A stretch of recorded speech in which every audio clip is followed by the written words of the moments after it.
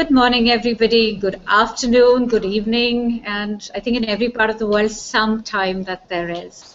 So welcome to the first ever Global Elevate Award, which is being done virtually as the first award in the assistive technology space.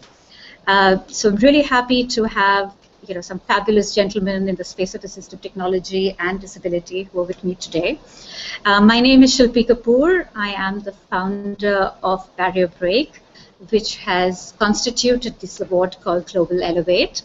Just to give you a few highlights of why we did Global Elevate before these fabulous gentlemen start to talk with me, and before we actually announce the awards, which all of you are waiting for. So Global Elevate was conceived under the assumption that today we need a lot more accessible innovations out there. Very often we give an award to in a particular organization. And when we do that, sometimes that organization is very fulfilled with that award and does not necessarily innovate year on year on different products and excel to make their solutions more and more accessible. So what we do is we decided that what we wanted to do was we wanted to start to recognize innovations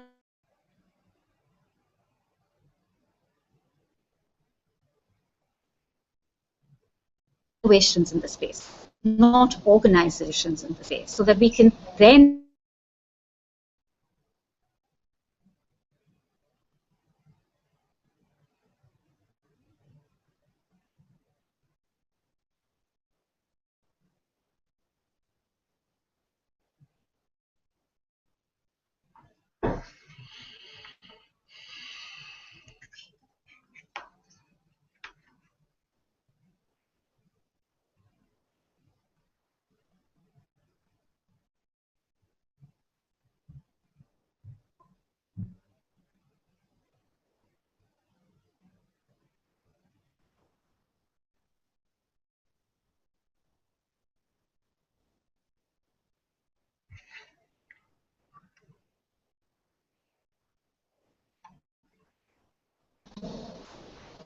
right, and that what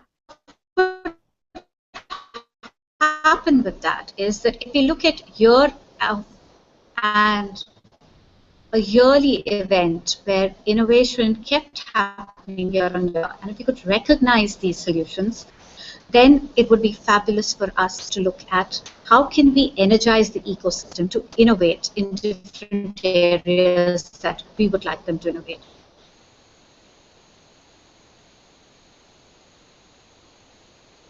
Again, the general perception on accessibility and assistive technology. We are developing assistive technology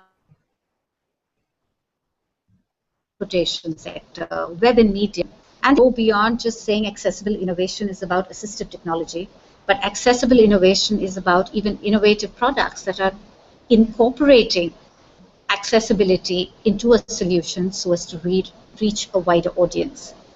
So we've had a fabulous response for year one. We had a total of 58 nominations that came in. And they finally accepted 46 of those nominations, and we had to reject a few because of the timelines or because we didn't think that they fit the bill of what we were asking them to deliver. Out of these 46 innovations, right, we've had 14 different countries that have put in a nomination, right from Italy to Australia to Canada to the UK, the US to India, who have put to Qatar. Who have actually put in a nomination for something as new as the Global Innovator Award. So it was heartening to see that a lot of people thought that there was a space for something like this. We also believe that the award is a starting point for us to build an ecosystem whereby we can help these organizations to actually network, to reach their market potential. And I think that's one of the reasons I have these three fabulous gentlemen with me today. So that they can help some of these organizations make that difference and reach where they want to get to.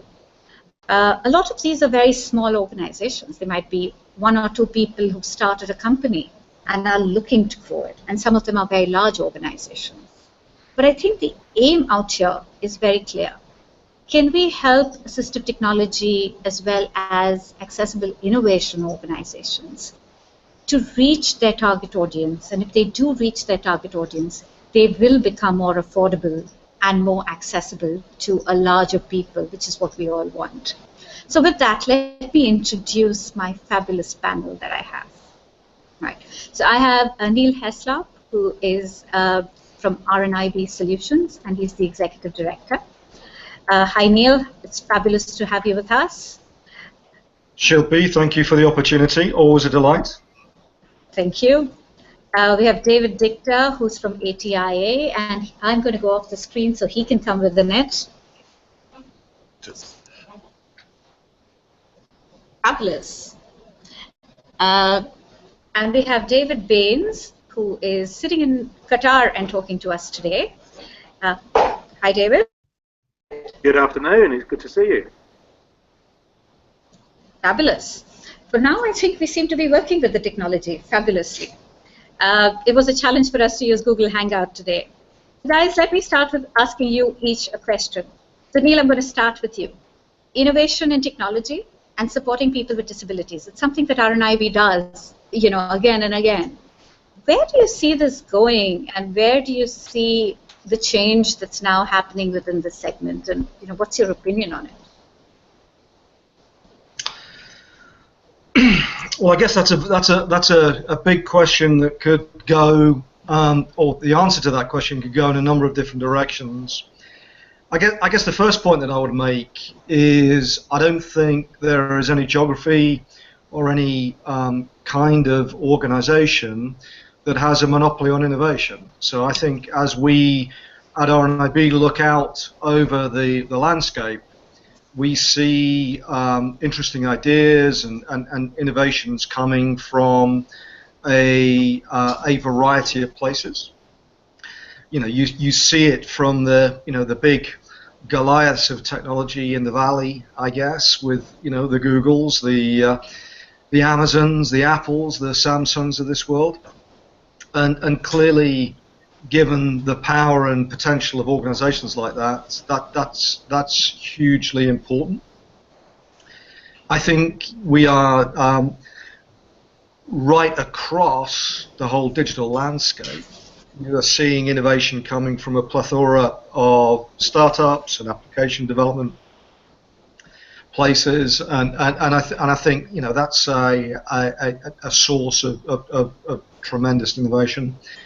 I think organizations such as ours, not-for-profits, pseudo-governmental agencies, increasingly are having to recognize the changes in the world and respond to that by making changes in our own organization in order that we can liberate those sources of insight and innovation. And I guess for all of us interested in this area of accessible technology, and I guess I should probably add to that while I talked about the mainstream sector, over a number of years, clearly we've had this ecosystem of specialist AT providers adding value to solving problems in a variety of ways. I think that sector, against a backdrop of a lot of change, is having to redefine what the value it adds.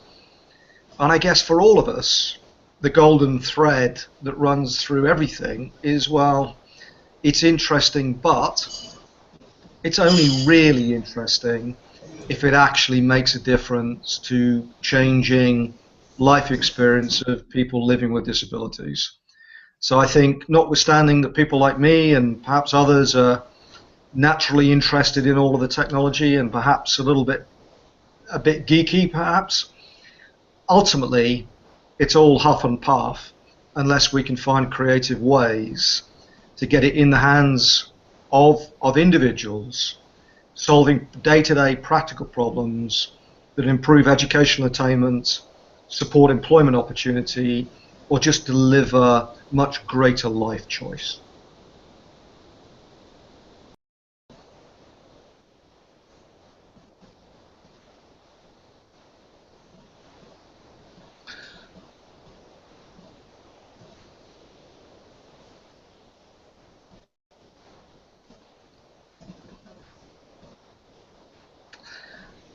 And I don't know, Shilpi, whether you want me to continue to develop that theme a little bit, but I think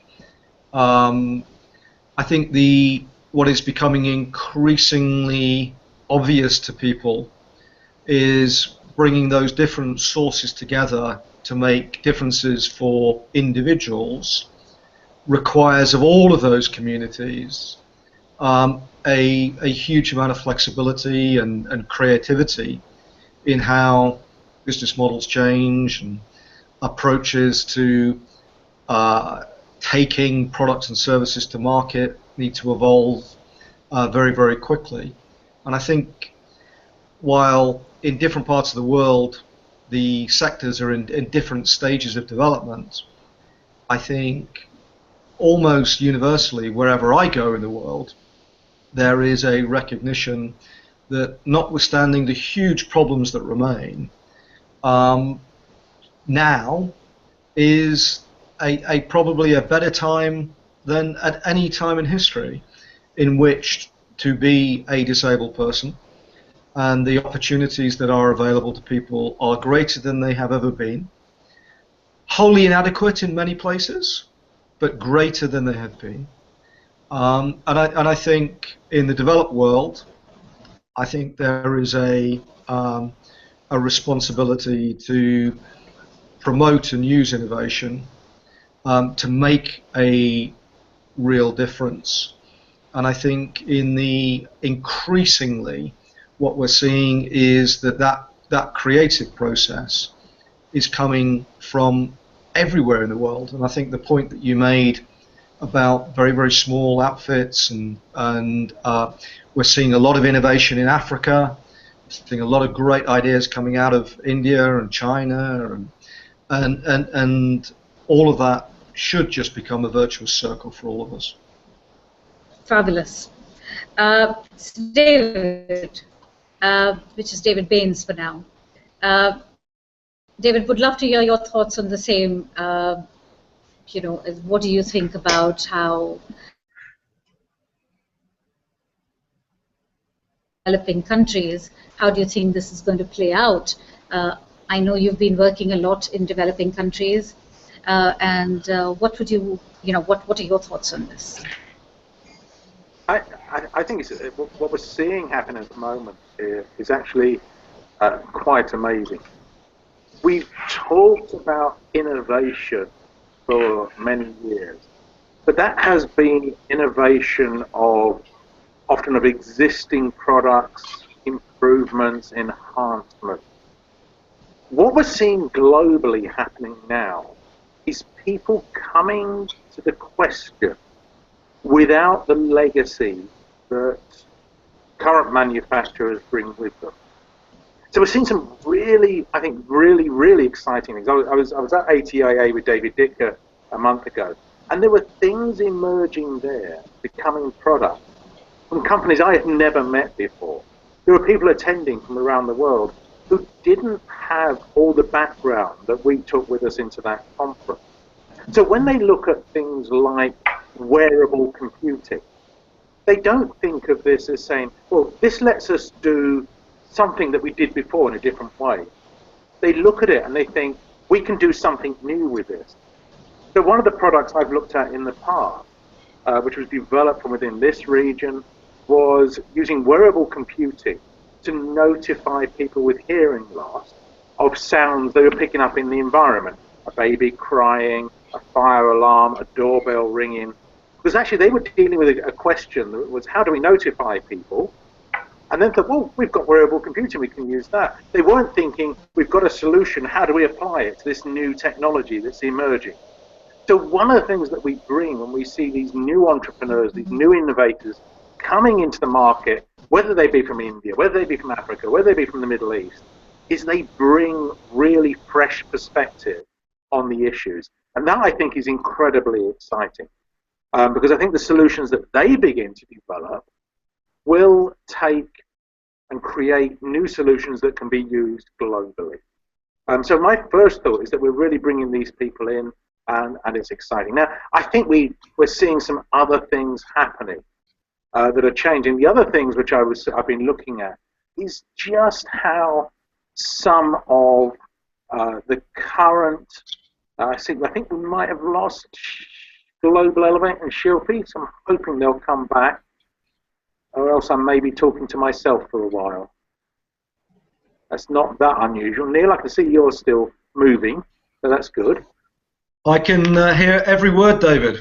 Okay, so I'm not just myself. I do that a lot. I shouldn't do it when I'm on a camera. I would go so far as to say I'm hanging on every word.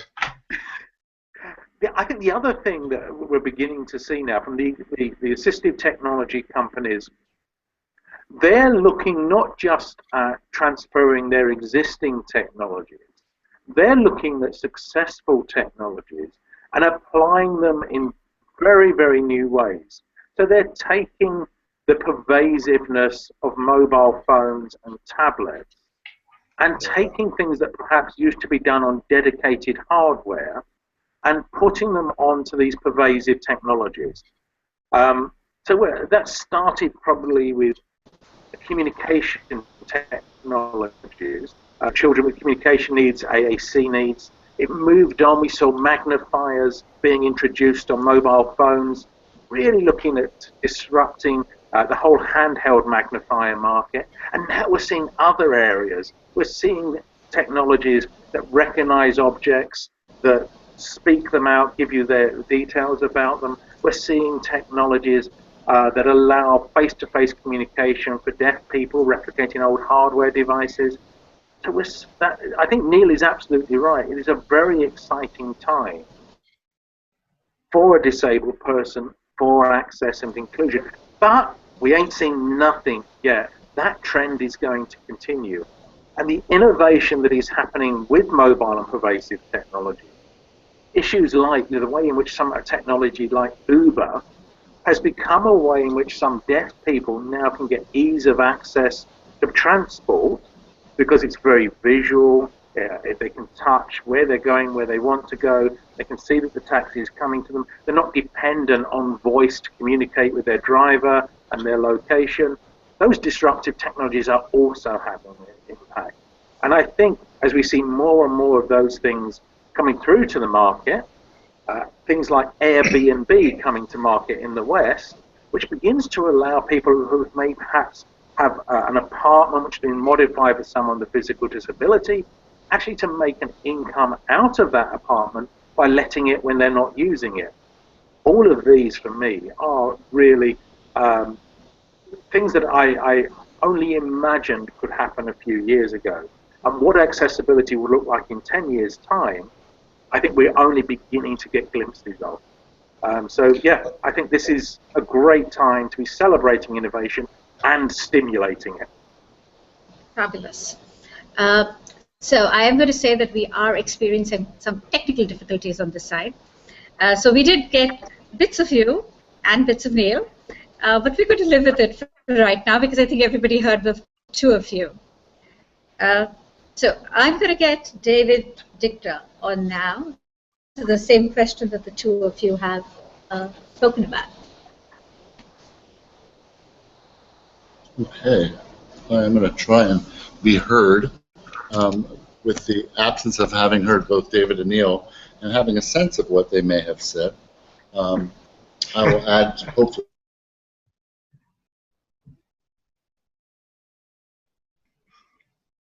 So I heard David talking about the ATIA conference, and what was truly remarkable to me in this particular year, as I was taking a good look at some of the new companies, was the actual number of new companies across disability areas. And in fact, these are not companies coming from mainstream technology world, building assistive technology, but these are entrepreneurs, people who are trying to solve discrete problems that exist for people with disability technology that they're using. For example, head tracking technology, which in the past often had specially designed and developed cameras. We are now moving into that phase where the cameras that are built into laptops and tablets and other computers can actually be used to implement head tracking without extra add-ons and other components, and we did see some of that. So I think the innovation, what's exciting is that the innovation in the assistive technology space continues to be as it was born, which is individuals who, for the most part, problems using today's technology, and these are not necessarily mainstream companies that are investing money in assistive technology. I think that you know, when we look at some of the accessibility of mainstream technology and the universal design of some of those technologies, the built-in feature sets that mainstream companies have implemented, what we actually are seeing is the taking of what we know as assistive technology and building these technologies in to the current product sets and making them more accessible. The true innovation and investment in change comes from organizations and individuals that have dedicated themselves to understanding the needs of and for people with disabilities. I think solving those challenges to everyday life, whether it be using touch-type products, or now I think, and I'm assuming, David, you talked a little bit about the wearable technologies and the sensor technologies that exist today, which are providing a new platform for new ways to support a variety of disability areas for greater access. And I think that's the innovation, that's the growth in this field. I think we've seen some interesting pendulum swings around the movement to, or the panacea that we saw a few years back around some tablet technology, and I think we're seeing some movement back to some other platforms for some of the solutions because they provide a more robust solution for some people with some disabilities. And I speak often in the space of augmentative communication, as I've seen a lot of significant change in that technology and in that space. But I think it's quite exciting in a year where we still see some consolidation of an industry called the assistive technology industry. We still see some ups and downs in the implementation of accessibility across mainstream technology that we have seen through one small lens of the ATIA event that we hold, a very significant number of new entrepreneurs and new companies from all over the world.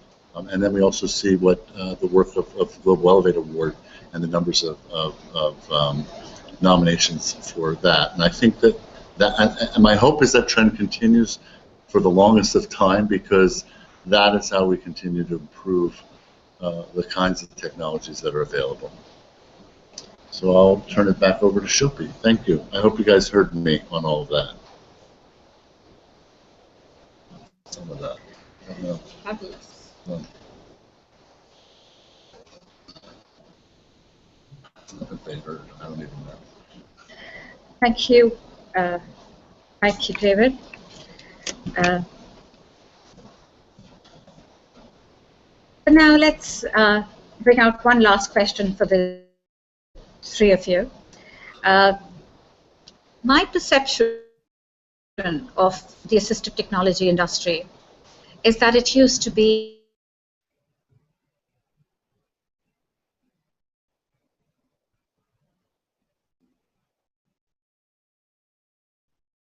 and these companies spent years and years and years developing these products. And in this development of these products, what is it that is changed today? Has the development cycle reduced? So earlier on, I think we used to develop products for 3, 4 years, and some of the products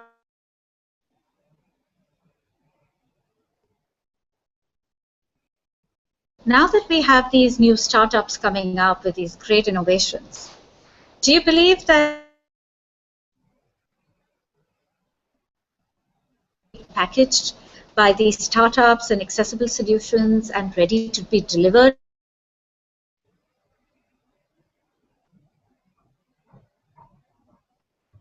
So Neil, what is your...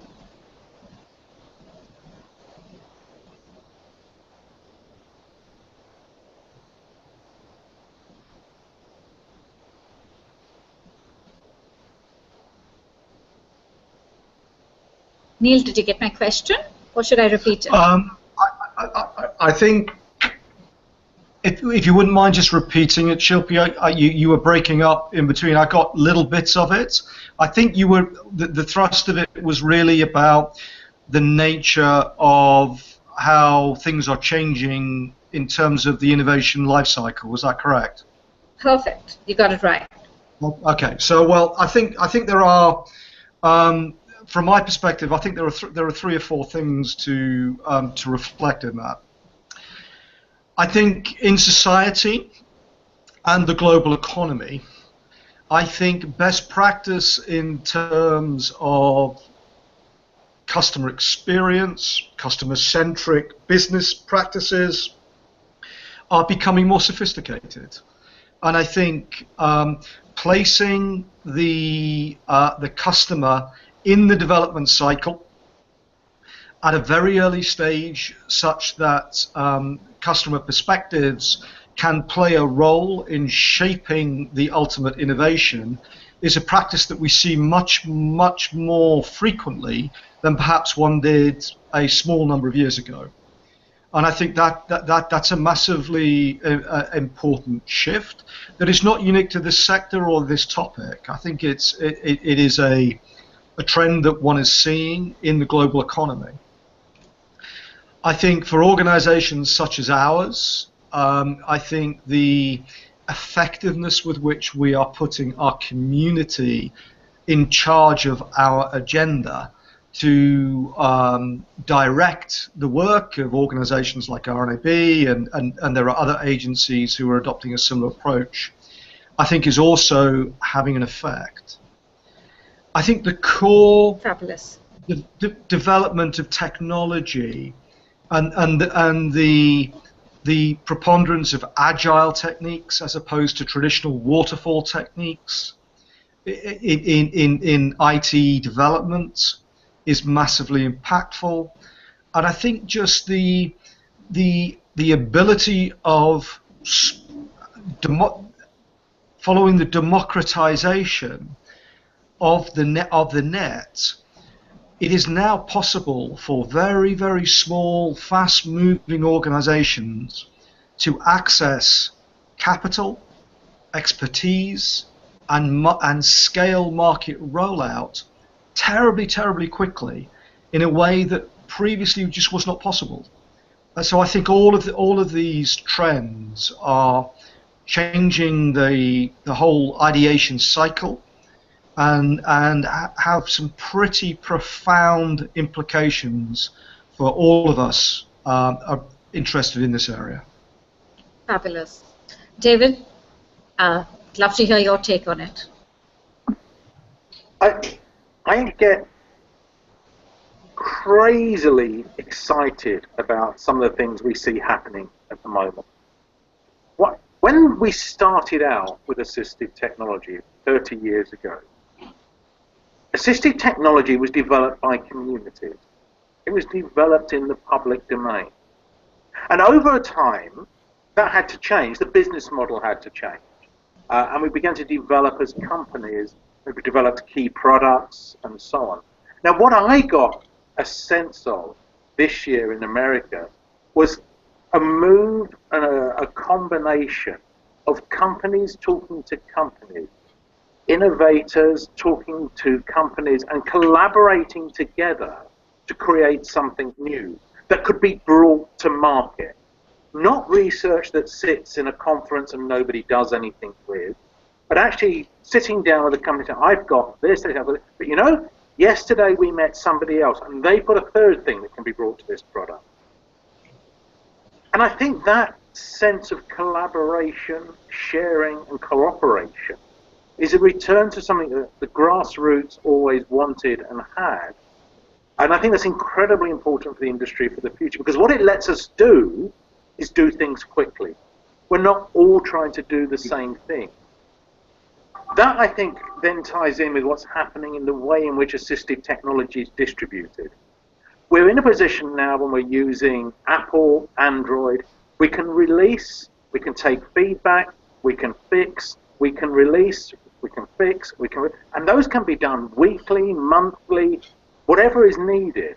It's not 6-month bug fixes. It's not 9 months till you get the next version. It might only be a matter of days. So people are getting new technologies constantly enhanced and updated and every day. And the entrepreneurs that are coming to this now, they expect to work that way. They don't expect to take 3 years to develop a product. They expect to take 3 months to get the prototype out and have it to market in less than a year. So the pace of innovation, the pace of change is becoming something which is really having an impact upon users. And that is amazing news for them. That's very well said, I think, both of you. I think that's where the entire industry is really changing. You're very right in saying that we no longer have to wait for 9 months for the next release, but we can actually just wait till next week. And we've become a lot more agile in the way that we're all developing. So I think that those are the real differences within the assistive technology space for sure. And it's going to be fun to see how the existing or the legacy assistive technology organizations adapt themselves to this new change and this new method, and how they compete in this space, and how the newer players actually take on some of these challenges and work together to make this happen. So I think having the three of you has been a fabulous thought. I know Google Hangout has its challenges, so I really appreciate the three of you doing this. And while we're doing that, what I'm going to also do now is, David Dikter has very kindly said that let's move on to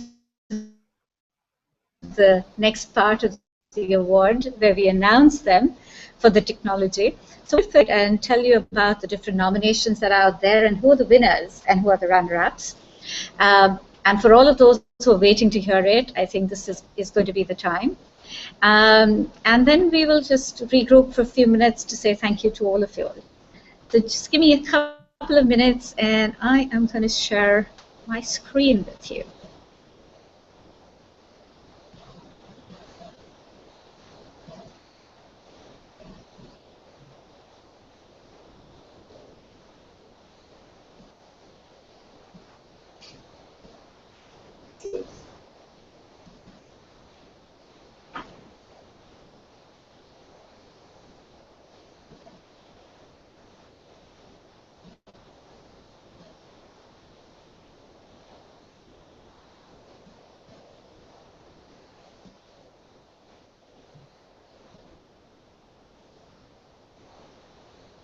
Okay, so I'm going to start with the India category. We had 6 nominations in the Made in India nomination. The first one was the Talking ATM locator that was nominated out of these 6. The second is an ASEAN mobility aid for the visually impaired. And the third one is a 3-in-1 restaurant menu, which is accessible to people with visual impairment. Interestingly, all of these solutions are on the Global Elevate website, and I would urge each of you to go and look at these innovations. The jury actually selected, from an innovation perspective, the ASEAN Mobility Aid for the visually impaired to be the winner for this year from Made in India category. And the runner-up for the year, and congratulations to both of them, is the Talking ATM locator, which helps you locate the accessible ATMs out there so you can get to them faster, right? Simple innovations, but I think we need to start from here. Sadly, the financial nominations category was one that everybody at Global Elevate was looking out for. But we didn't have very many nominations within this category. And I think it goes out to us having to talk to the payment gateways and other solution providers to see how more and more financial solutions are accessible. So sadly, we had only one nomination in the financial category.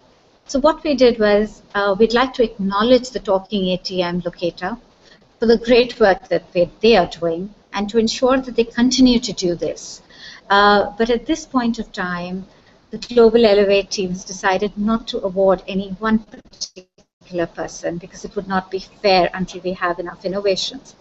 But I think it really does go to show need to look at how innovation can change some of these things. The next category is transportation nominations. There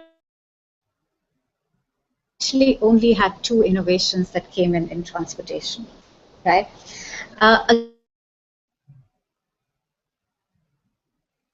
Again, something that we already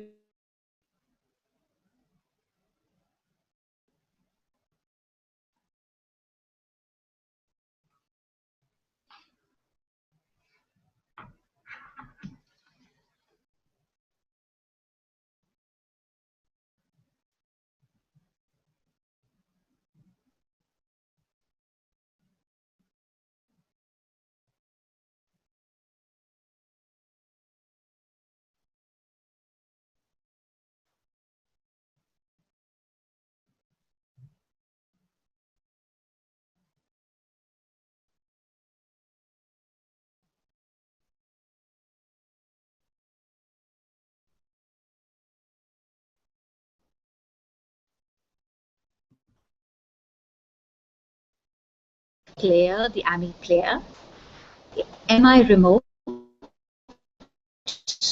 and the Boris game. The jury basically decided that we would give the main award to MI remote because here you can control your television, your music system using the phone. On the other side, the runner-up in this category is the AMI player, which has obviously done some fabulous work in making television accessible to people with disabilities. In the nominations for web category, we've had 5 innovations that came forward. One of them is site queues, which a lot of us have heard about. The other one was CK Source Accessibility Checker. And the third one is a tool called the Accessibility Testing through Open Source Automation Engines. Right? These are fabulous innovations, and we need more and more innovations to make the web accessible. The winner in the category for the web is the CK Source Accessibility Checker, because we can actually go out and now look at the code right before we publish accessible solutions. And the runner-up in this category is site queues and how they can actually help make more and more websites accessible. In the Shilpi, education... I think we've lost your screen share, Shilpi. Okay. Have you?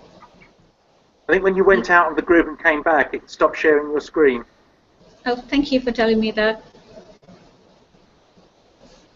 We probably need... Can you now see me? Yes, you're back on.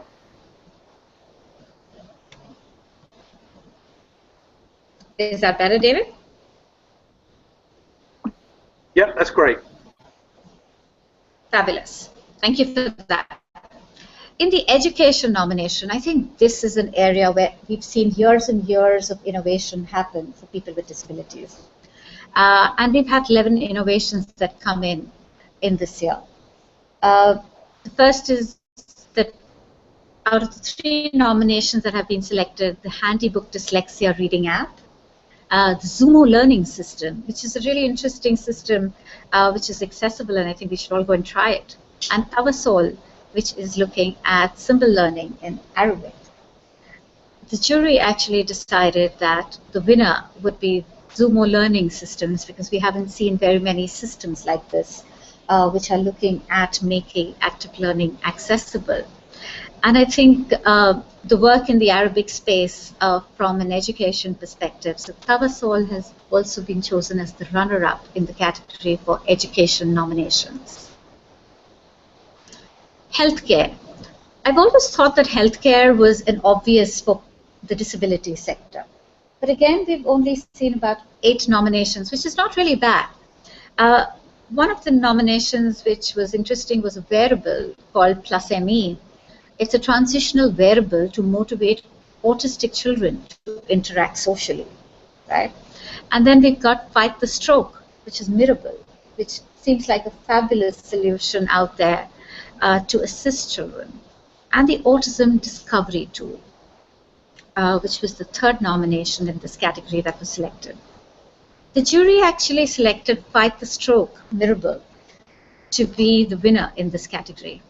And in the runner-up category, Plus Me, the transitional wearable to motivate autistic children to interact socially. So I think we've started to see, very different solutions that are starting to come out with some of these areas of focus. When we started this award, we thought student initiatives were very obvious. There are lots of students out there who are looking at accessibility. But sadly, we again just got 3 innovations that came in. So what we've done is we'd like to actually acknowledge 64 Oz Games, which is looking at making games like Monopoly, etc., more accessible to people. And I think that's a game changer, but I think we need a lot more solutions like that in the market. And obviously, the assistive technology nomination. We had 34 nominations in this category. It was really the most difficult one.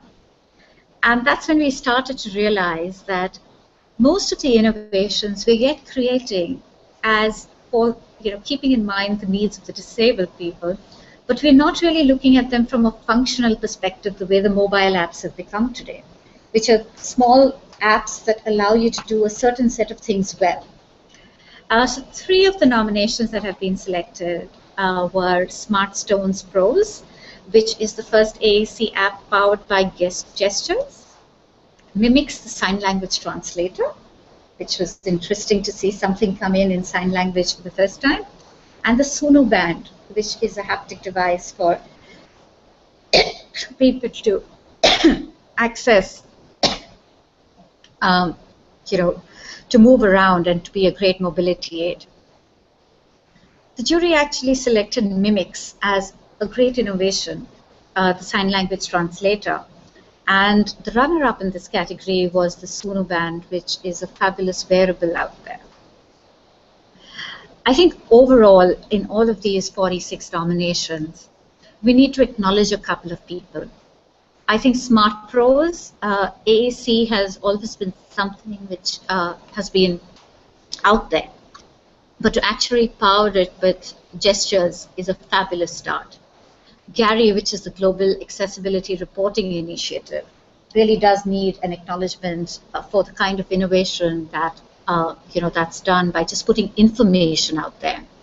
And I don't know how many of you have heard about AQUA, which is the App Quality Alliance, for testing. And I think with that, what we realized was that we need a lot more innovation out there. We need to go out and get more and more people to come and start to look at accessible innovation. And I'm hoping that you 3 fabulous gentlemen are going to help us make that happen, right? So I know this has been a very different award, and it's been fabulous to try and do this differently, and it has been challenging for us. But I think just a couple of things from us. 46 nominations in the first year is a fabulous start. We'd love to be able to see RNIB, ATIA, David Baines, and others within this space work with us to make this 300 innovations in a year, which are getting developed, right? And then for innovation for each and every one of us. It's a tough call, but I have to admire each and every of these 46 innovations for actually going out there and making a difference. And all of the runner-ups, as well as obviously the winners in their specific categories. Because what you're trying to do is what all of us have been trying for years, and we're happy to have you on this journey of making innovation accessible to people with disabilities. The acknowledgement was a new start for us. I know for a lot of you, you do understand that this is our first year of our award. And we're hoping that we can make this a yearly event and we can take it a lot more global than we've managed to do this year. 14 countries, a fabulous start. But I think with 3 of you within our network, we can make this reach a larger number of people. So with that, Neil, thank you for taking this time. I am so sorry that I didn't see you in India today, but I would have loved to see you here. David Baines, sorry. Yes, Neil. No, I just want to say, Shilpi, what you're doing with TechShare India enjoys our enormous support. We think it's massively important. I'm really sorry not to be there this year. I will definitely make sure next time around we are strongly there. I think the Global Innovate initiative, clearly you have our commitment to do everything that we can to support it and continue the trends that we're seeing, because I think in and of itself, although we're talking about innovation, this innovation from you to do things notwithstanding the challenges in this way is yet another example, and I think ultimately the people that we're here to serve can only benefit from all of us finding ever faster and more effective ways, as David said, to get things in the hands of people quickly. Fabulous, Neil. Thank you for that support. We will surely bank on you year on year. David Baines could not have done this as usual without you. Reached out to you last minute, so I am for supporting us through this. I am so annoyed. You've shown us those slides, and I'm sitting here thinking, I want to know more about that one. I want to know more about. You've just given us a little tease of each one, and every single one you put out there, we want to know more about. So I'm really looking forward to the slides. I'm going to be going back to Global Elevate website to get all that information. Fantastic. There's so much there that's so exciting. Fabulous. We need you to go back to Global Elevate, and we're all hopefully going to help these guys succeed, the way they should. David Dikter, thank you for coming to India and doing this right next to me. If you can put your head in. Thank you. Right. And thank you for everybody who's watching this. Thank you for everybody who's put in a nomination. We've tried a really different experiment with Hangout on Air. I'm sure we have a lot of feedback to give Hangout on Air team. But we really appreciate every one of you being here with us today and trying to make this happen. And with that, I'm going to say thank you. Thank you to all of you. And, we hope to one day be together and give out the Global Elevate and not do this virtually in the future. So thank you again, and thank you for all of you guys, and we look forward to a lot more accessible innovations out there. Thank you. Take care. Thank you. Bye-bye.